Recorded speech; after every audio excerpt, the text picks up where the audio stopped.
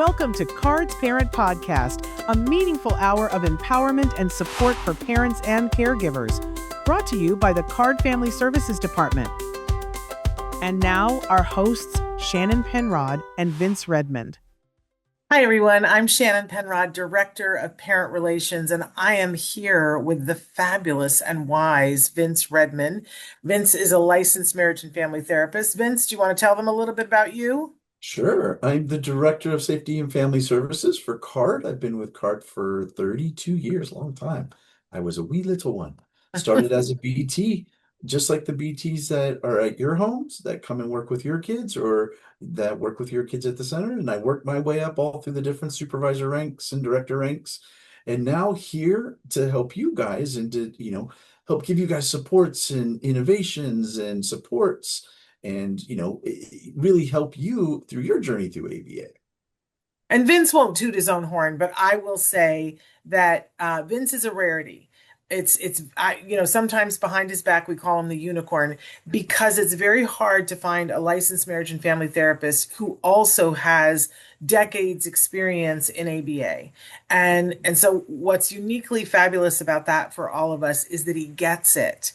When you're talking to him about the intervention that you're doing and how that's adding stress to your life in different ways that you didn't ever know before and you don't know how to navigate it, he understands what you're talking about and can be very effective at helping you to change how you're thinking of it so that you can prioritize the therapy, but still stay a family and be thriving while you're surviving, which is a wonderful thing. So Vince, we are deep, and we also call him the grand poobah of self-care.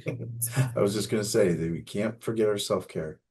Because Vince is very good at talking about that and how we all need that. And I'm very good at avoiding it. So I think we all have some avoidance in there.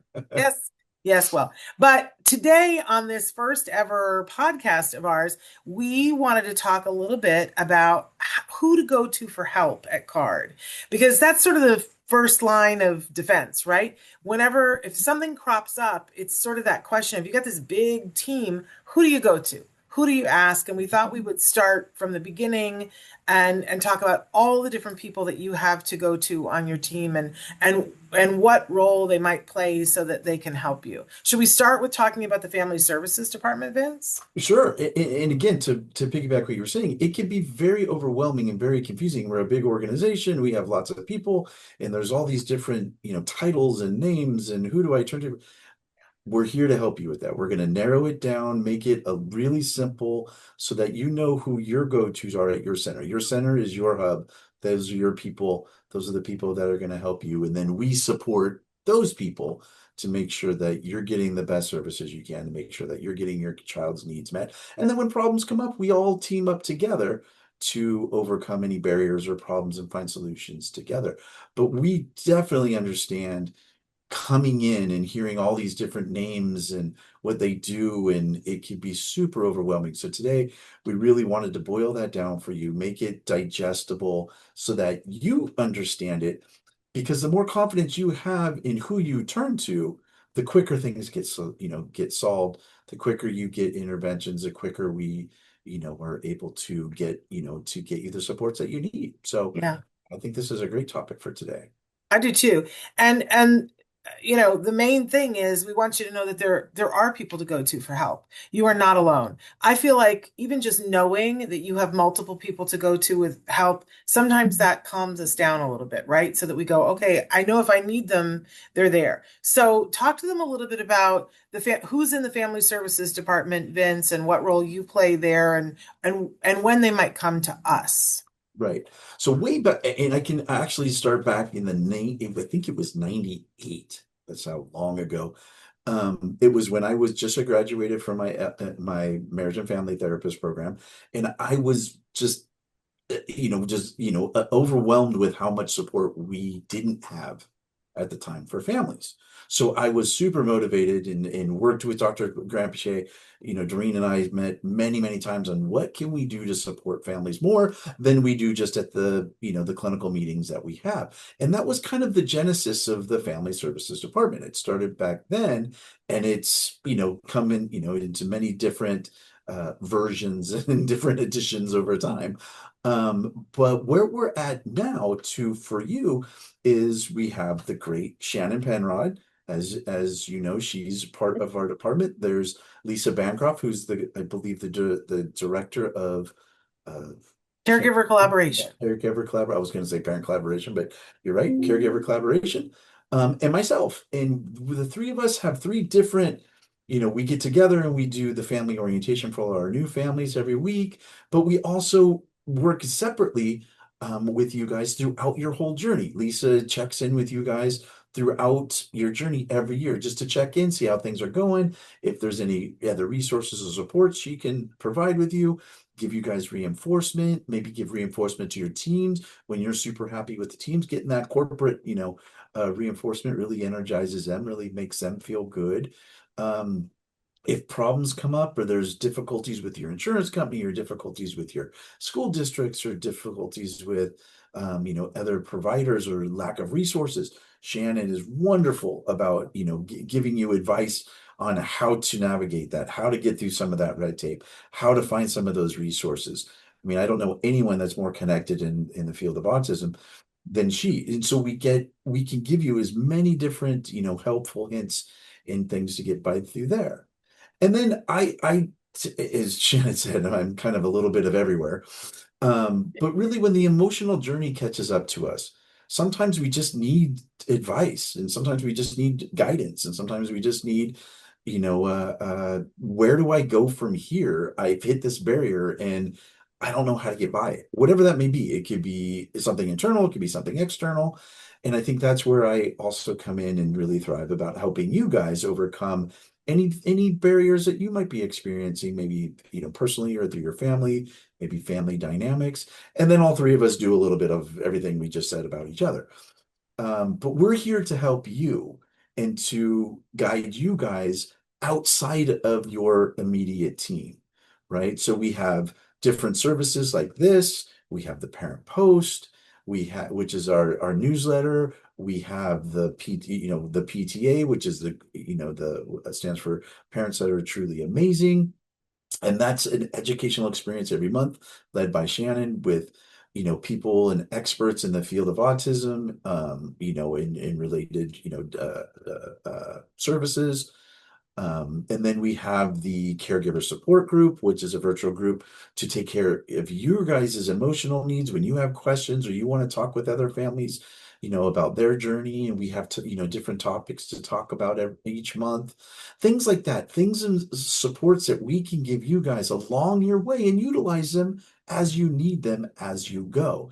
Now, you're going to get great one-on-one support from your individual supervisors, from your operations managers, from your local center. But these types of services are on top of that. These are directed specifically for you, specifically to help your needs while the center is really working, and focusing on your child's needs. So we thought it was great, it was beneficial for us to be able to continue to build what we can do for you guys, not only to make it, more, smoother for you and more confident for you, but also along the way, we make it entertaining. I think we make it fun.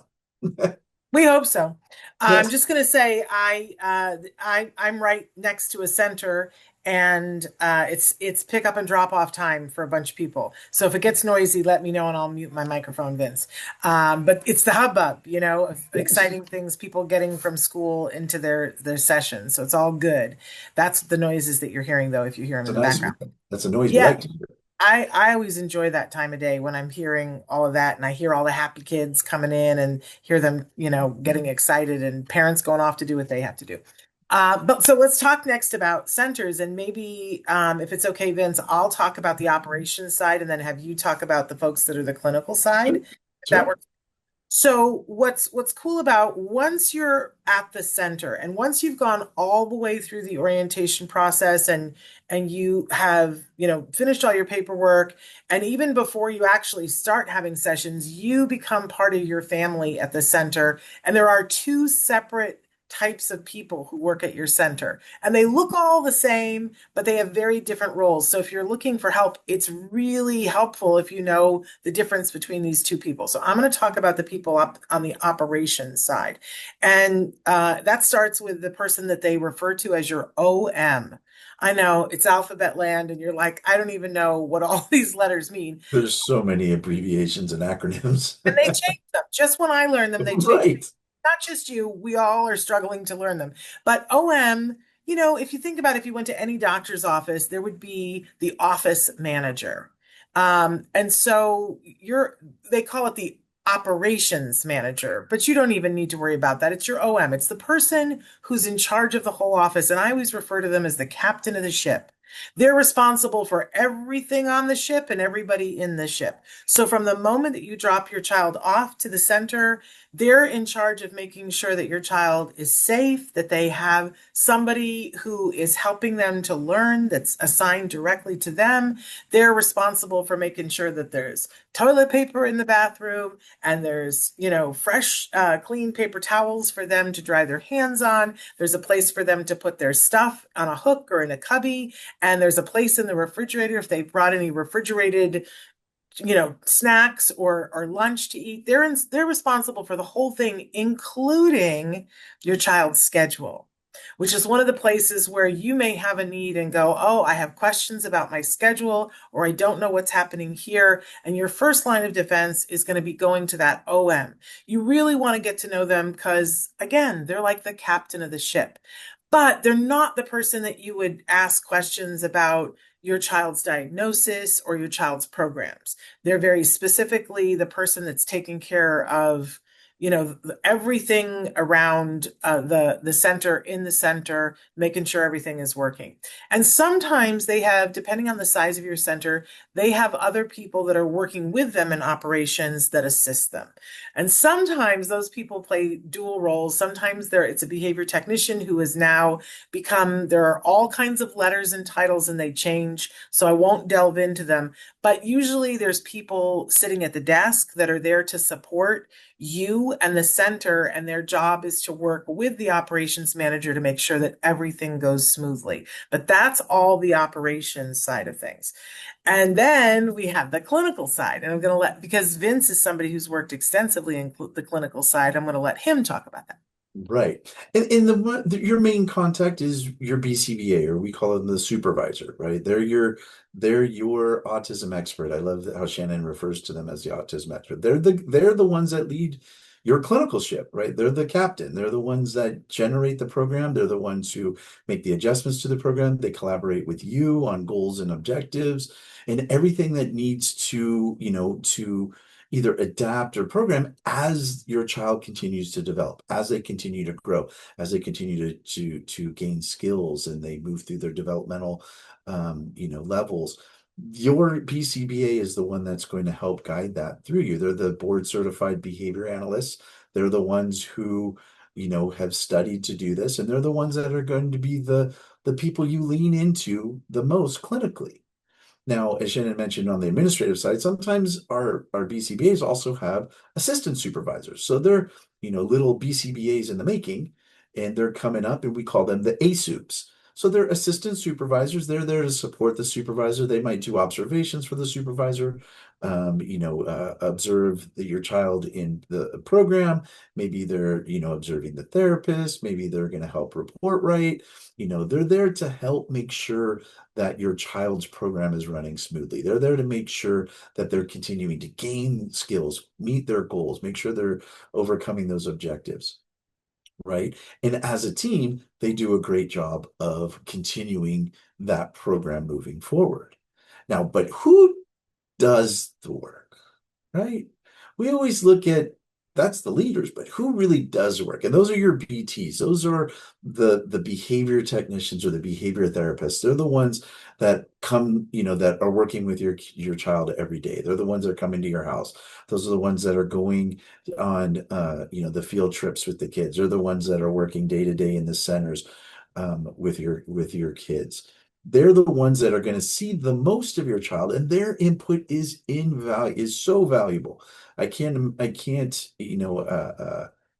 say how important their information, their data is, and their impressions are on your child's day-to-day progress. So their notes and skills, their, data collection has to be the best because they're the ones that are there with your kids every day. And so most teams have two to, maybe three or four therapists on the team, and they're the ones that are doing the actual ABA, the actual, treatment with your kids. Now they rotate.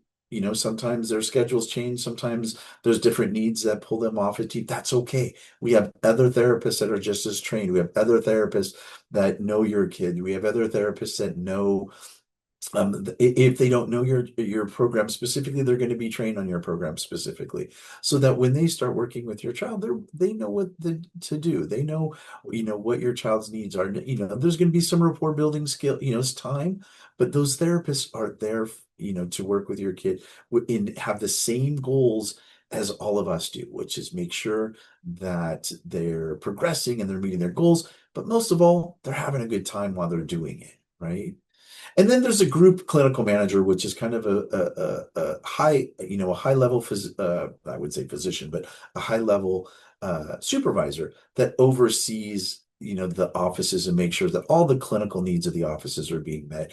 Make sure the supervisors have all the tools and all the interventions and all the resources they need to make sure that the programs are being right. Make sure that, the BTs are feeling good with their training, feeling good with, the skills that they learned. They go through monthly trainings, so making sure that those are robust and effective. And again, everybody is, and to assure the continuity of the program, so everyone's working towards that same goal, which is making sure your kids continue to have fun, continue to progress, and continue to be safe while they're in our care. So You made that's me think of something, Vince, while you were talking, and it's slightly off topic, but since we're in this space and you were talking about how you should plan on several different people working with your child, and even if it's somebody that you don't know, I was told early on, because if those of you who don't know, my son was treated at CARD. I owe so much to CARD, but I was told early on that we should plan on having over 100 different people working with him before he would graduate from his CARD program, which sounds like a lot, right? But, and I know a lot of times parents will reach out to me and will say, consistency is the important thing. And we want to get this behavior technician and we want to keep them the whole time because consistency is the important thing. And consistency is important. But within the consistency, there has to be a whole lot of flexibility so that you can actually learn what you need to learn. And imagine, it's one of the reasons why in school, every year you get a different teacher. You're still going to school. School is still consistent, but you're having a different teacher because you're going to learn different things. And all of our people are doing the same lessons with your kiddos, but they're all people and they're slightly different. Child learns flexibility from that. So consistency, yes, but consistency doesn't mean that they're with the same person forever, because then they only learn from the way that person is, and that's not the goal. So just wanted to throw that in there. So No, that's I want true. to play a game. True. I want to play a little game right now so we've told you this information, but let's see if we can all apply it. So let's say that you're at the center and you're having an issue that you aren't able to be there next Wednesday. And this is going to come up once a month, that you've got this new thing that's a problem and you're like, I don't know what to do. I don't know who to talk to. So who would be the first person that you would go to talk about this scheduling conflict? And I'm going to do the Jeopardy, do, do, do, do. If you said you would talk to the operations manager, the OM, then you get gold stars. That would be the person that you would go to. But what if you had a question about your child's program, that you're there dropping them off and the behavior technician comes out to get your child? This is a trick question, and it's okay if you get it wrong because it's all about learning, right? But the behavior technician comes out to greet your child and you have a question about this goal that you have for your child, that they're going to brush their teeth independently, and something happened last night and you're not sure what you should be doing moving forward. Who do you ask? I know, do, do, do, do, do, do, do. We have to And put in some sound effects. who would you say? What's that? So we're gonna have to put in sound effects. Right. Who would you say, Vince, is the best person that you should go to with that issue about your child's programs? That would be your BCBA or your supervisor. You would turn to them to talk about what's going on in the program, what's coming next in the program, or any questions you have about the program. And here's why that's a trick question, because the BT comes out and they're going to be working with your child. So I know to us as parents, it seems like, well, I'll just ask the BT. But why is that not the most effective person to ask, Vince? Because they're not the ones that know the programming. They don't know what's coming next. They don't know what the developmental levels that kids are at and where they're going. Why are we doing certain programs? They're usually because they're stacked to lead towards a bigger skill set that your child's going to learn. This is the BCBA, and you as the parent have built this kind of road or path for your child and how they're going to meet those goals. The BTs are more of the engine that drives that car. They're the Yeah. ones who get them to there, but we pave the road. The BCBA and you as the parent have already paved the road ahead. So they're the ones that you turn to when you have programming questions, or maybe you want to change a goal, or maybe you feel that we need to prioritize something different. Your BCBA is the one to talk to with that, because they're your co-pilot in making sure that the program stays not only effective, but also is meeting your goals and Yeah. expectations. I kind of sometimes like to think of it that your BCBA is the architect, right? They're built, they've designed the building, and there are specialty elements that they've designed that they then teach to the rest of the team. But if you want to change one of the elements, you got to take it back to the person who designed the building. And that's your BCBA. Now, those behavior technicians, they are smart. They are whip smart and they know a lot of things.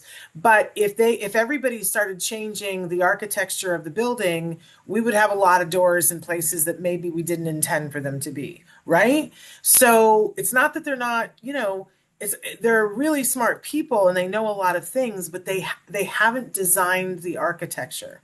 So that's why you would go to the BCBA, and that's why it was a trick question, because they come out and they're the person who's going to be hanging out with your child, teaching them, playing with them. Excuse me. And it seems like, well, I'll just ask them. But really, what you want to do is say, hey, is you can send an email, or sometimes you can say at the center, hey, are they available, the BCBA, to talk? And a lot of times they're not, because they're busy with another kiddo or a parent. Excuse me. But sometimes they are available. But that's the person that you really want to talk to. And you can, whatever way that you guys have set up to communicate, you can communicate with them and have that whole conversation, and then move to a better place. And they will also disseminate that information to your team. Okay. But then what do we talk to the BT about? Well, that's a great question. So what would you talk to the BT about? Right? Because you're going to talk to them. The BTs are great to give you summaries of how the session went. How did things go today? How did he or she do? Did they eat their lunch? How was the reinforcements that we've set up? Did we have any problems with the behaviors? Right? Those types of things. Like, again, we're not saying don't talk to them, Oh, but yeah. we want to make sure that you're getting the information that you're looking for from the right people. And the BTs, they want to tell you how the day went. They want to tell you, how the child did, or what worked, what didn't work, right? Let's be honest, not every day is a good day. Yeah. There's days where the kids are upset. There's days that the kids tantrum. They're not compliant, and that's okay. Yeah. Doesn't mean anything's They're wrong. prepared. It just means that's what happened today. This is what we did, and we look forward to doing it again tomorrow. We work through it together as a team. But the BTs are great for those daily summaries on how your child did, and if certain new interventions are working, and those types of questions. Well, and also at drop off, you want to be giving them that same piece of information. So if they didn't sleep last night, you want to be saying to them, oh, we had a rough night. They didn't sleep, or they had diarrhea, or, oh, they're having a great morning. Ask them about, what they did last night, or whatever. So you're downloading for them when you drop off, and they're downloading for you when you pick up, which is a really wonderful thing. And Absolutely. They need to have that information. If something's going on, that with the child that might be affecting how they're going to feel that day, that's really helpful information to give them. So amazing. So, all right, one last question in our game here. I think it's the last one. We might have one more. Uh, but Bonus question. Bonus question. bonus question. So let's say that you're having a question with something in the community, and you're just having a lot of feelings about it as a parent, and you're feeling a little defeated and a little run down. Who would you go to? Who do you ask when, if you're just like, as a parent, I just need a little bit more support? And so, Vince, who would you love for them to go to? They would come to us. That's when you would contact the Family Services Department. You'd reach out to us by email or by phone, and we would, get to you as quickly as we can to give you that support, to give you that, lift that you might need, or the answers that you might be looking for, maybe some resources that can help you, with the questions and the barriers that you're having. And that's what we want to do. We want to make sure that we can support you even outside of treatment. It might not have, the child might be doing fine. It might be having a good time and doing really well in therapy, but that doesn't necessarily meet our needs as parents. And there's going to be times where that's going to happen, where you're going to feel feelings that might not really match what's going on with your child's treatment. That's okay. That's normal. And that's what we're here to help you for. We're here to help you with that and to give you the support that you need so that you're as confident as you can be. You feel as good as you can be through the whole program. Okay, so beyond that, and so those are the main people that you're going to be dealing with on a day-to-day basis. But Vince kind of touched on the fact that over each group of people, there's oversight over them, right? Including that, we have a corporate office that handles the oversight over everyone. So there's always somebody to talk to. Sometimes, and I hate to think of it this way, but sometimes you just have trouble communicating with somebody. That whether let's say that you've talked to your operations manager, and for whatever reason you guys are just having a hard time getting clear communication. Maybe your communication styles are different, but it's just not working, and you find yourself frustrated. And I always say to everybody, reach out for help before your frustration is so bad that you never want to work with them again. Because almost always we find that at the end of the day, when we can get down to what's important to both people, everybody's on the same team. But sometimes your communication styles, for whatever reason, they just don't congeal and go together. So if you've asked the operations manager for something and you just feel like it's not working, who do you go to? And you kind of have an array. Like, you could come to caregiver support so that we could help you figure it out. But over each person at CARD, there's somebody that's one step further that's overseeing them. So you mentioned that there's the group clinical managers that are overseeing the clinical. There's also a group operations manager that oversees a group of operations managers to help them and support them, but also to be a person to go to if things aren't working. You always have somebody at CARD that you can go to. And I love that about CARD. We want to hear from you. Do you know that the reason why we're doing this podcast is because a parent reached out to us and said, why aren't you doing a podcast? Right. I heard them, we listened, and then you guys are going to tell us how you like this podcast and what you got future podcasts, and we're going to listen to that too. We are a group of Our people. orientation enough. They want us to keep going. That's right. We're a group of people. Well, and I think because CARD is clinician run, and clinicians take data. They're interested in, so I'm doing this thing, is it working? And so they're looking for feedback on a regular basis. So I know sometimes you are someplace where you feel like, oh, I feel like I'm the squeaky wheel and I constantly say something and people must think badly of me. I actually think at CARD, people want to hear your feedback as long as it's said in a respectful way. Nobody wants to be yelled at. Let's be clear about that. If people wanted to be yelled at, they would have gotten into a different field than this. This isn't, but if you're saying something respectfully, most of the time, most of the people at CARD are going to be hanging on your every word to hear what it is that you want to say. Anything else that we can think on this topic, Vince, about who to go to? Well, let's talk about the list. For people who haven't been through the orientation, there's the list for help. Right. In the list, so that you guys know what we're talking about, is a list of resources that we've accumulated over time. There's some of it has no rhyme and reason, to be quite frank. It's just resources that have been that people have said have been good, and they've had good experience with it. And I said, hey, let me capture that. Let me put it on a list, right? So for 10 to 20 years now, I've just been pulling resources that have come up, and we've added a list. Now we have this really robust list of resources that goes from everything from just advocating for your child, legal services, counseling services, books, apps that are appropriate, words that we say that are reinforcing at home to our children, to funding grants, to, different, types of programs, other associated programs, everything you can think of. And one thing that we also ask is that if you have a resource that's not on this list, and it's been appropriate and it's been good, and you've had a really positive experience with it, give it to us. Let us know it so that we can add it so that all the other families can then, enjoy it and, take advantage of that.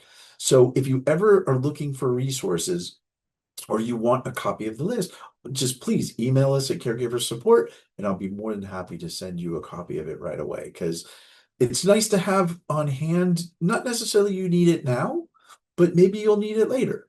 And you then can look something up. And if there's something that's not on there, let us know and we'll try to find those resources for you. And again, because Vince will not toot his own horn, seriously, for over 20 years, Vince has been doing this. And it's the kind of thing, sometimes somebody will ask a question, whether it's in orientation or someplace else, and I won't have thought of it, but I'm like, oh, you know what would be great for that? There's this book. And Vince types, he's like, oh, tell me more. And he types it onto the list. I don't think to do that. Nobody else has thought to do it. So it's 20 years of Vince finding resources, you telling him resources, him hearing about resources and diligently putting it down. So I think there's nothing else like it, and it's great, and it's available to you for free. You just got to write caregiver support at centerforautism.com. But as Vince was saying, if you know a resource, tell him, because then it's there for other people. But also, in those horrible, rare circumstances, sometimes resources go away. We certainly saw this after the pandemic, that there were resources that dried up or closed, and that was a sad thing, but we never want to be wasting anybody's time. So if you check out one of the resources on the list and you find out that, oh no, this has ceased to be, please let us know that too, so we can save everybody's time and remove it from the list. Absolutely. It's a great point. We hope but remember, after COVID, it was, there were way too many things that went by the wayside, and we hope that doesn't happen as much, but we certainly want to make sure. Vince updates it all the time, and he's really brilliant about doing that, and it's a service to our entire community that he's done that. So And I definitely have one family in particular that every quarter they say, "Can you send me the newest copy of the list?" I'm like, listen. sure. Smart. I don't know if I've made changes or not, but here you go. Yeah. Because I just do it and then move on and do it and move on. So Yep. it's always, if you want updated versions, just all you got to do is email us, and it's a quick, easy attachment right back to you. It's a living, breathing It document that is. it It keeps is a being added living, to. breathing. So that's a wonderful thing. Now, does that cover absolutely everything that you will need? All the people that we've told you and all the resources that we've told you so far? Probably not. But here's something that's fun, is that if you're willing to ask and say, here's what I need help with, then I want you to know that we are a group of people who love putting our heads together to figure out, okay, what do we have? What does everybody know? We'll cast a wider net to everybody at the company and everybody we know in the community and try to find resources. We're not wizards. We don't have the answers to everything. I wish we did. But we'll certainly try. And that's our pledge to you, because we're here to support you on a journey that's not easy. The reason why we call it the PTA Parents That Are Truly Amazing is because what you're doing is amazing, and you deserve respect, Absolutely. and you deserve resources and support. Anything we've left out, Vince? No, and you're not, I mean, the main thing you're saying is you're not alone. We're a collective family that's here for you and to work with you throughout your whole journey through your ABA to meet as many goals and expectations as you have. Yeah, absolutely. Now, some of you who've been with us for years, and you're like, what's this orientation that we've heard about? Every Thursday morning now, Vince and I, and whenever Lisa can be there, she's there as well. We do an orientation for new families. But anybody that's been at CARD is welcome to come. And all you have to do is reach out, caregiver support at centerforautism.com, and ask us for the link to register for that. And we'll be happy to give the link to you. It's just a 1 hour thing. But we have a good time, don't we? Rocking good Yeah, time. we've been doing it for 2 years now, 3 years. Yeah. But if you've been here We're going on our third year. Can you believe that? that's pretty amazing. Yeah. But if you've been here longer than that, you might be feeling a little jelly about that and being like, why wasn't I asked? You're always welcome. We always love to have you. Welcome. We love And your if you have feedback. any ideas about other services and supports that we could do, like the podcast, to help you or to entertain you, let us know. Because don't, We're always and looking for and ideas. Shannon, I think I can fairly speak for Shannon, is part of the entertainment of it is important, right? We have to have levity. We have to enjoy what we're doing. And we're not only here to support you and give you resources, but also to, give you confidence, give you happiness, and make you feel hopeful. And And to enjoy you. yeah, and to enjoy you as much as we enjoy what we do. So, please let us know. However we can do that, we will help you. Just last night, somebody was asking if we would consider doing a sibling support group. There's something to chew on, Vince. Let us know. Write in, I you already guys. have a folder. There we go. See, he keeps tabs on everything. So, the moral of this story is never suffer in silence. If you need help, there are people to ask. After everything we talked about, if there's a situation that comes up that you're like, I honestly don't know. They gave me all these boundaries and guidelines and everything, but I still don't know. I really think the best thing to do is to come to us, caregiver support at centerforautism.com. There are 3 of us that email goes to, and it's kind of, like a wheel of fortune who answers it, except for Vince is always faster than Lisa and I to get to them. But you do have all 3 of us when you do that. And we kind of will assign it to each other. And, somebody will say, oh, this is a school thing. Shannon, you're up. Or we'll say, oh, this is, definitely, family and emotions. Vince, you're up. If it's something that, is very having to do with your programming, then Lisa, who's a BCBA. So we're able to sort of very quickly triage that for ourselves and make sure that you get support as quickly as possible. We are people, just like everybody And also give us questions. If you have any questions and things you would like us to talk about during the podcast, let us know. Send them through at Caregiver Support. I want to learn more about, diets, or I want to learn more about the funding, or I want to learn more about what other services are appropriate with alongside ABA. Anything. It could be, what do I say to my husband when he's being a jackass? That's okay. Let us know. We will have answers for you. We can discuss anything. That was so politic of you to assume that it was the man. It was so politic of you. All the men are like, you just threw us under the bus, Vince. That's right. I'm going down with us. It's, we all have bad days, folks. We all have bad days. Yes, we do. But we're here for you. So we hope that you enjoy the rest of the podcast. And we'll have a segment like this in every podcast. But yes, write us and tell us what you want. But check out this next segment. And we look forward to seeing you next month on the podcast. Sounds good. Enjoy. Dr. Doreen Granpeesheh is Dr. Doreen is an expert in autism. Doreen Granpeesheh. Dr. Granpeesheh. Dr. Doreen Granpeesheh. Dr. Doreen Granpeesheh is a visionary in the field of autism. Now you can ask her questions on Ask Dr. Doreen.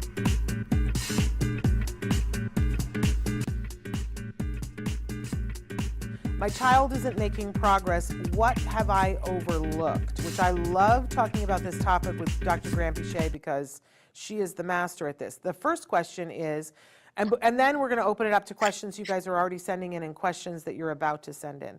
But the first question is, my child is about to be 5. We have been doing ABA for the last 2 years. We started during the shutdown with just parent training, but now he goes to the center 3 afternoons a week for 2 hours.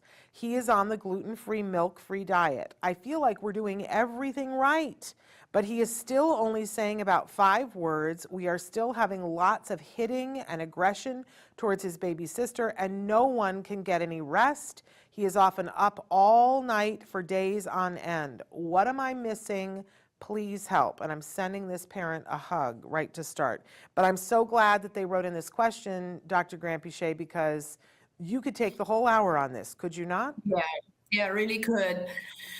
Shannon, and this is a topic that's very dear to my heart because it's all too common, the situation that parents feel like they're doing everything, but actually there are some really important aspects missing. So let's talk about that.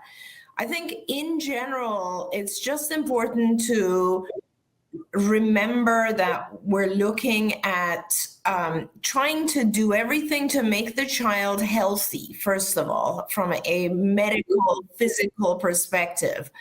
So that means the very, very first thing is sleep.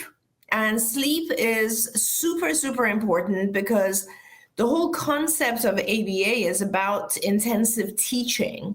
And let's face it, if any of us don't get enough sleep, we are also not going to do very well learning.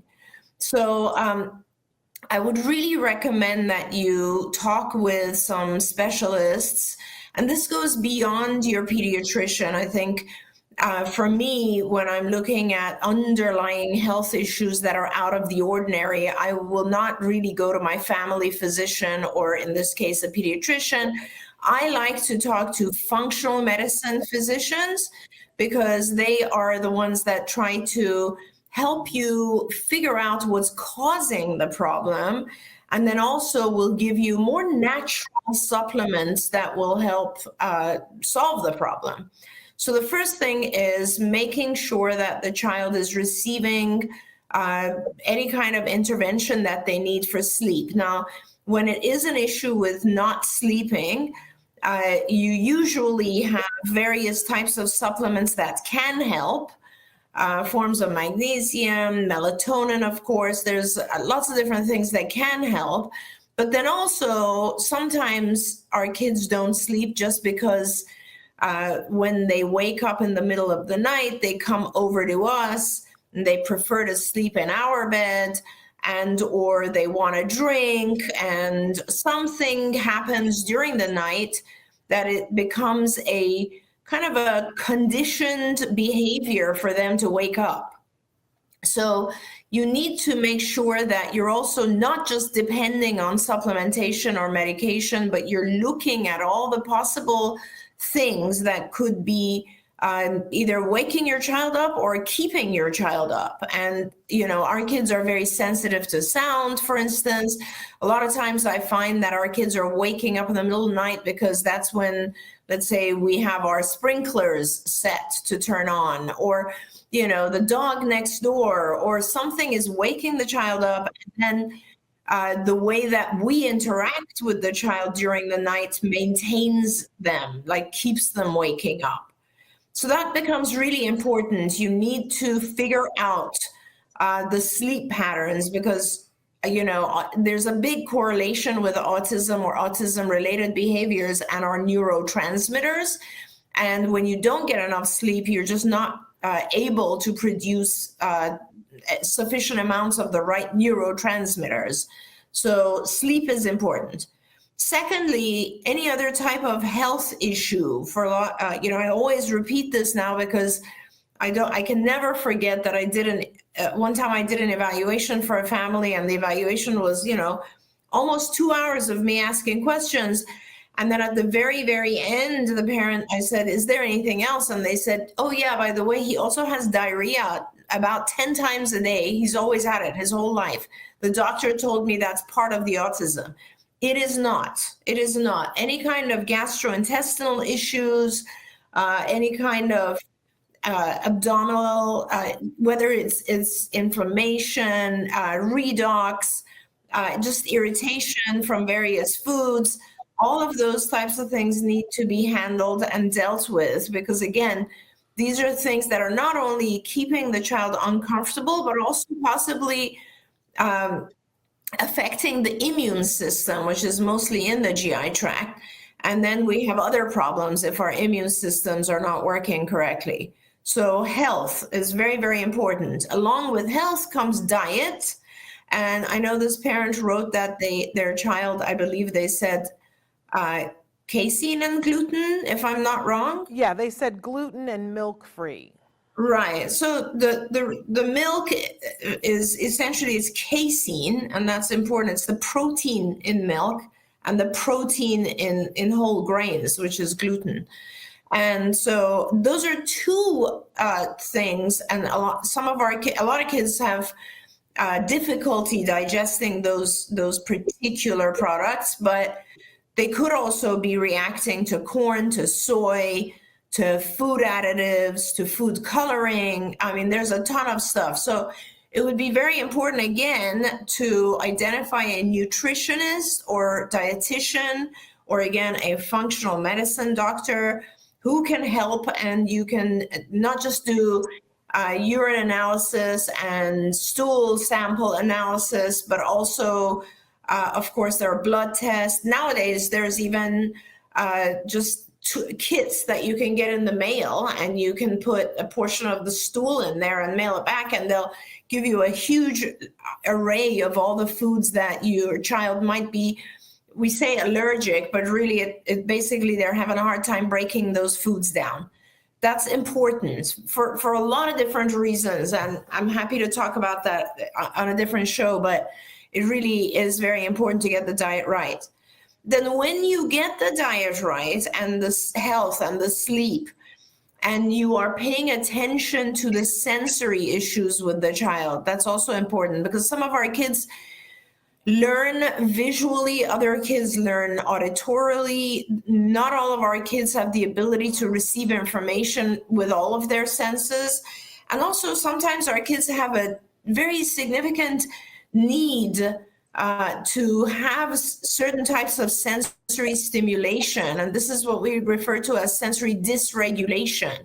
Like they have certain needs and they have certain resistances or things that bother them from sensory input. So it becomes important to know your child. Like, what is their learning style? Do they learn better if they have a visual stimulus? Are they sensitive to sounds that you want to make sure you keep away from them? That's important, because a lot of the ABA then is taught using those sensory modalities that works for your child. I might have an ABA program for one child, which is completely verbal in instructions, and another child where all the instructions are visual.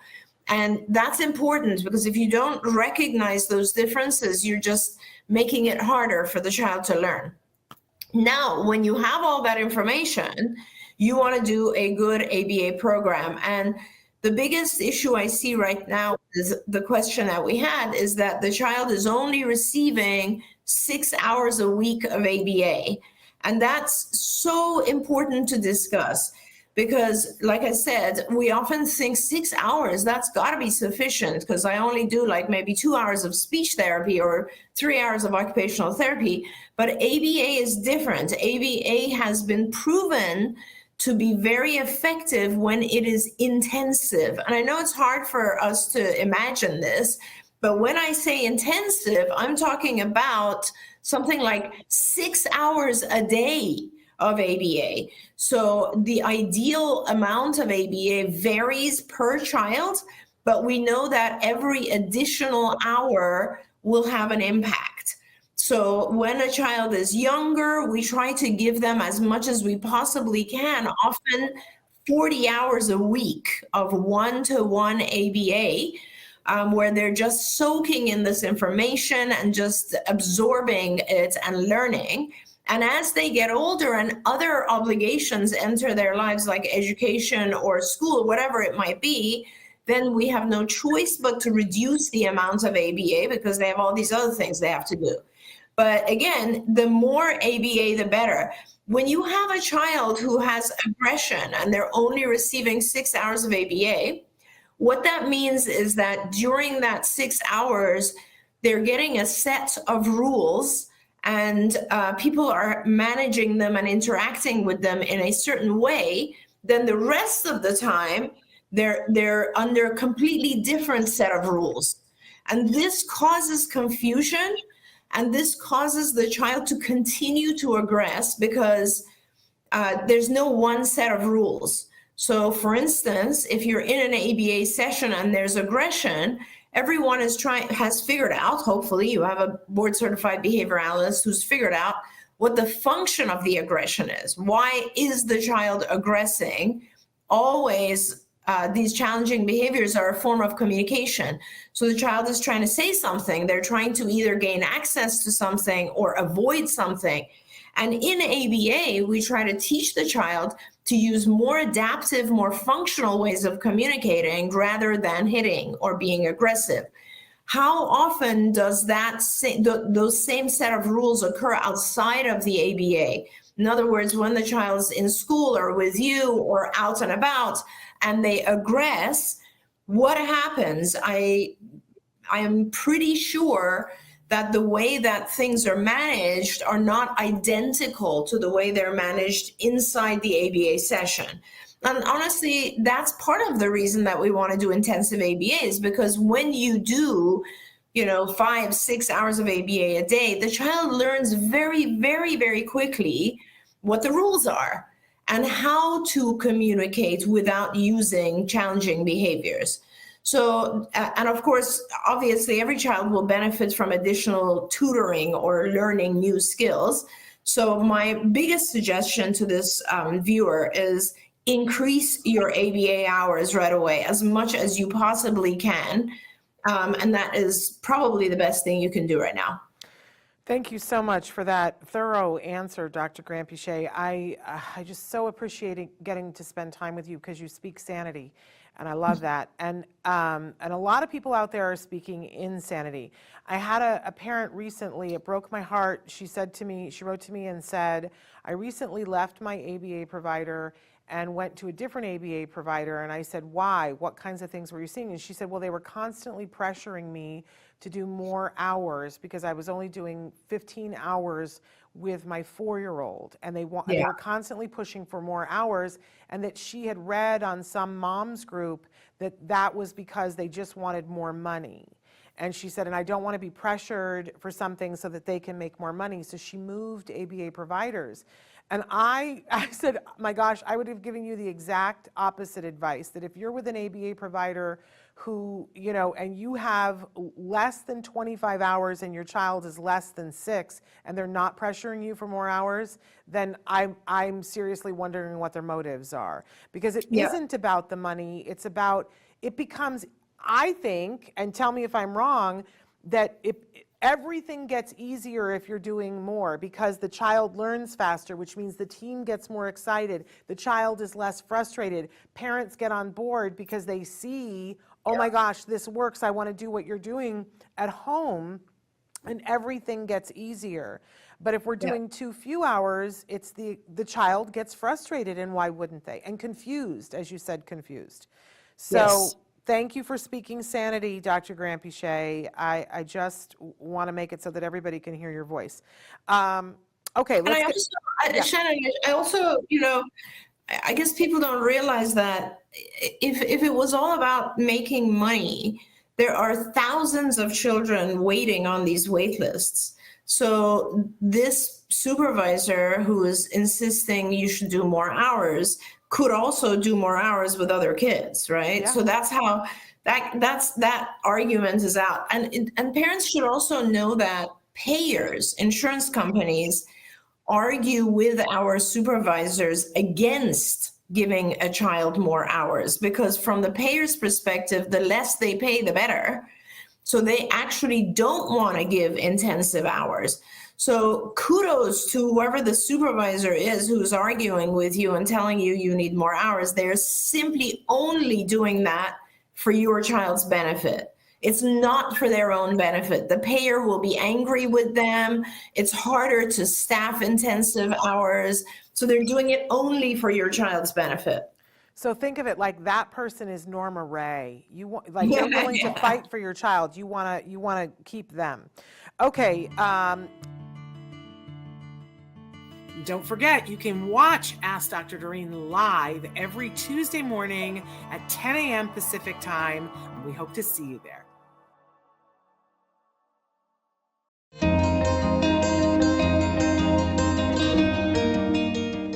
Hi, my name is Bryan Dluski. I am an RBT at the Center for Autism in Georgetown, Texas. Starting as a child, I was labeled as gifted.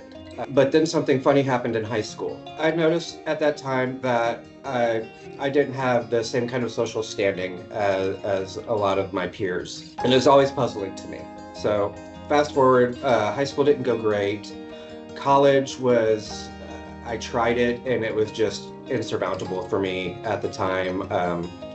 I really just didn't know what to do. And I didn't really have a lot of guidance. And so got a job, gave up on college, moved back home, and had the same entry-level job for 25 years.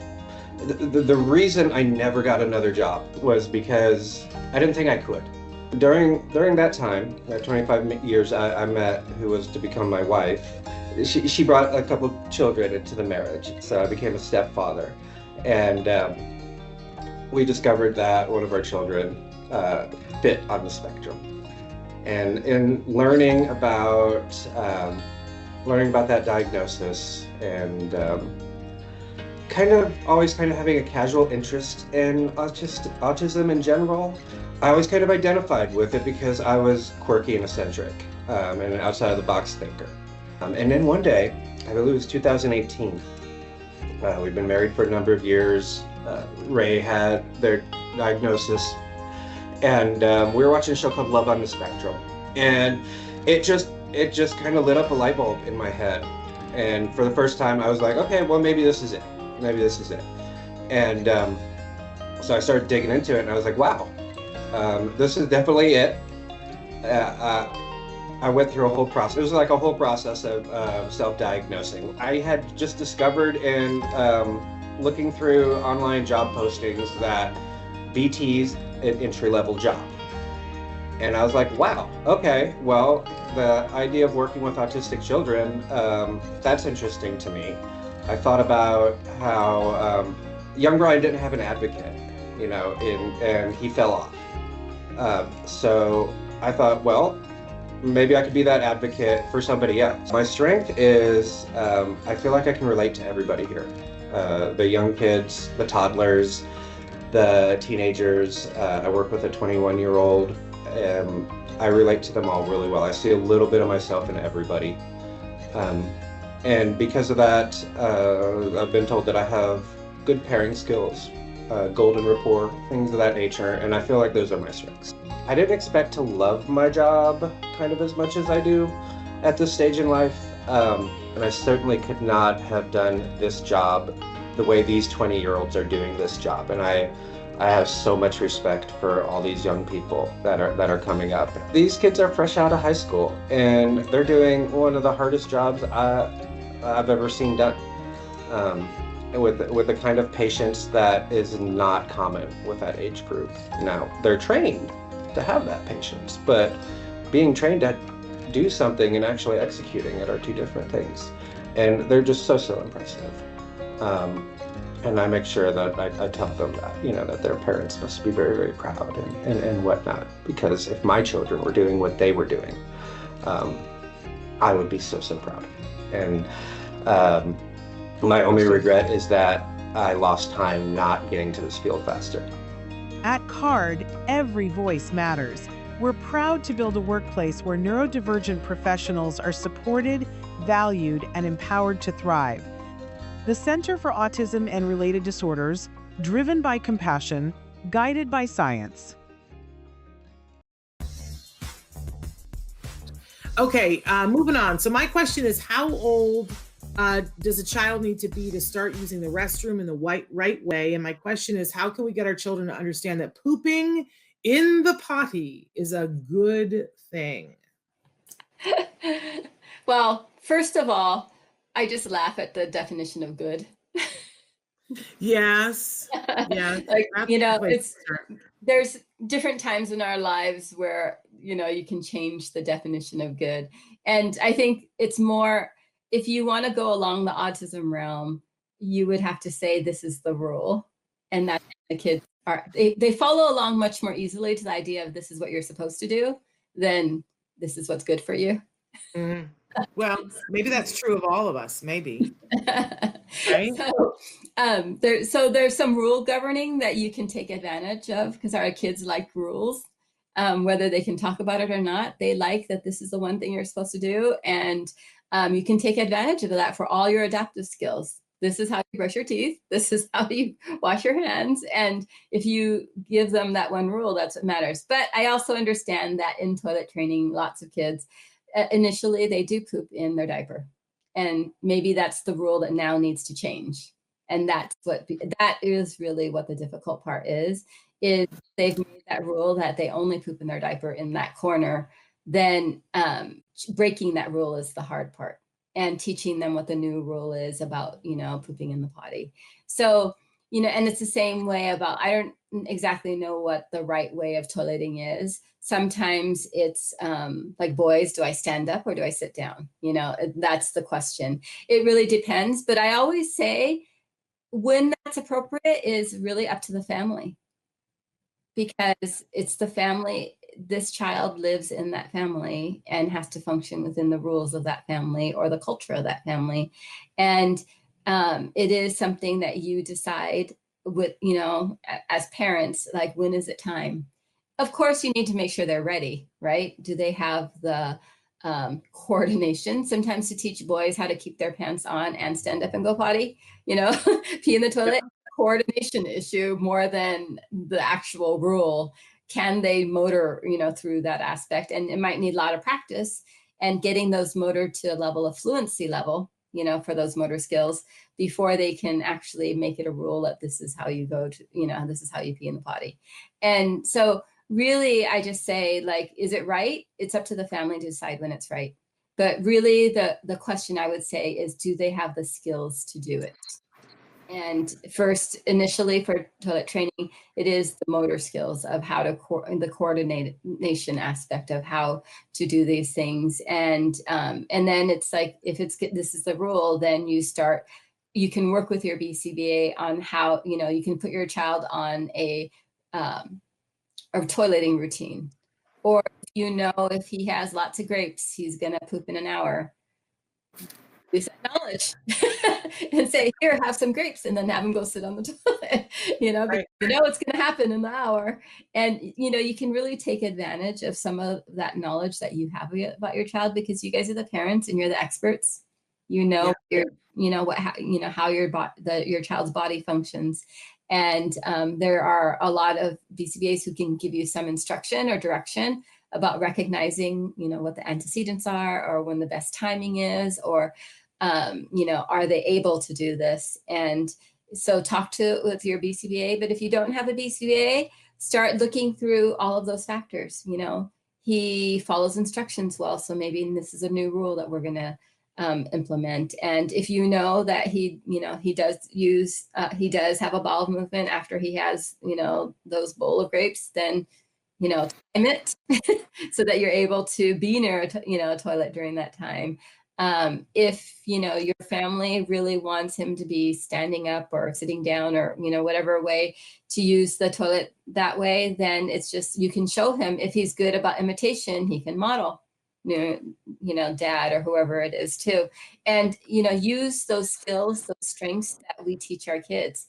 You know, back to that question about being, how do you teach play? I would say, like, imitation. The kid has to know how to use their body, how to use toys, and then imitation at a fluent level where it's easy before you bring it into a social setting. And it's the same thing for all those adaptive skills. Imitation, once it becomes easy enough, our kids will rely on imitation just like a typical child does. And that can work for all of those adaptive skills really well. There you go. We've had a lot of people over the years write in, and I know my experience with my son, CARD got us potty training in one weekend. It was just amazing. We had to do the upkeep on it, and I would say it took us maybe a month before we had it solid. And it was as much me having it solid because I had to be on a timer in terms of the pee and the potty. But a lot of what CARD uses is the foxanazrin, which is part of what Evelyn was talking about. And you can look that up for the pee and the potty. But the poop was harder. The poop was just harder. And I got to say, every kid is different.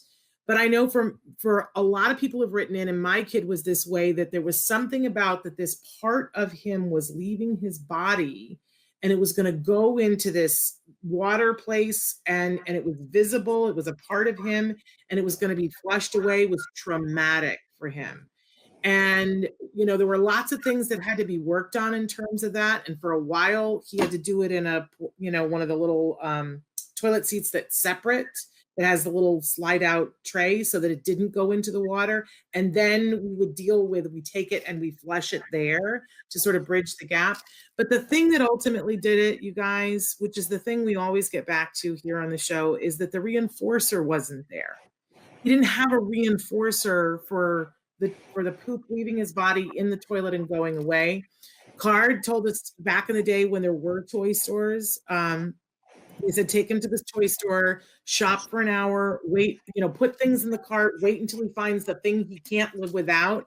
And that was these canisters of Lego Knights. And we put the Lego Knight up on the toilet, the towel bar opposite the toilet.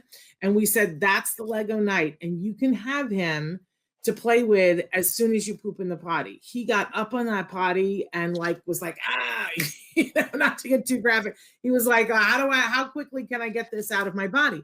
And then he would get the Lego Knight for the rest of the day. He would go to bed at night. We would take all of the pieces to the Lego Knight. It would go back in the canister. And we'd stick it back up on the towel bar. And in the morning, he would reach for it. We would say, sorry, you don't get the Lego Knight until you poop in the potty.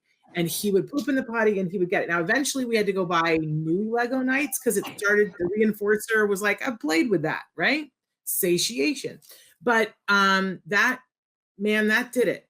That was him. Every child is different, but having a reinforcer, let's remember what's in it for them. Why you're all excited about me pooping in the potty, but what's in it for me, right, Evelyn? It all comes down to what's in it for me. And it can be anything. I have a kid who likes cause and effect toys, or a ton of kids that like cause and effect. And flushing the toilet to see the poop go away is a huge reinforcer for so many kids. And that's so simple. Right? It's so simple. It's like a cause and effect toy. And you don't want them continually flushing. But if they can do that every time they have control of having a bowel movement to do it, it's a big deal. And you can make it a big deal. Yeah.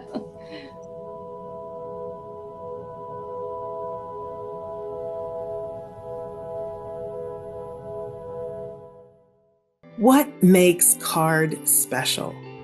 There are many reasons why CARD is considered a premium brand ABA company, and here are just a few. First of all, CARD has a proven track record of success. For over 35 years, CARD has been helping clients achieve their best outcome. Many of these clients are adults now leading their best lives. CARD has also been and remains committed to advancing technology to assist in maximizing outcomes. CARD's skills and skills for parenting programs have been pivotal contributions to the field of autism care. CARD has also played a crucial role in research in the field of ABA and autism, advancing effective treatments on a real-time basis. CARD believes in the rights of individuals on the spectrum, which includes their health. CARD is at the forefront of medically enhanced ABA, partnering with physicians to effectively meld modern medicine with evidence-based ABA to maximize care, compassion, and outcomes. Teamwork is another reason. CARD's staff of highly trained individuals are kind, motivated people who get excited about partnering with you to ensure your child's best future. At CARD's Family Services Department, we know that your care doesn't just end at the end of the session. That's why we built a program Our Kickoff to Success Family Orientation. This is a detailed and entertaining family orientation for all new CARD families. Every family learns the value of treatment and how together we can overcome barriers to success. Our PTA is a monthly educational presentation for families with experts in ABA and children with special needs, presenting resources, advice, and support covering a variety of important topics. Our Caregiver Support Group, a monthly meeting for all families to support their emotional journey through ABA, facilitated by a licensed marriage and family therapist. Our Parent Post, a monthly newsletter filled with fun, helpful information, critical reminders, supports, and resources for all families. And now we have the CARD Family Podcast. Hopefully you find it a fun and informative podcast. It's for parents and caregivers designed to give you helpful information you can listen to anytime, anywhere. Parenting can be a challenge, but at CARD, you don't have to do it alone. CARD's Family Services Department is here for you to provide the support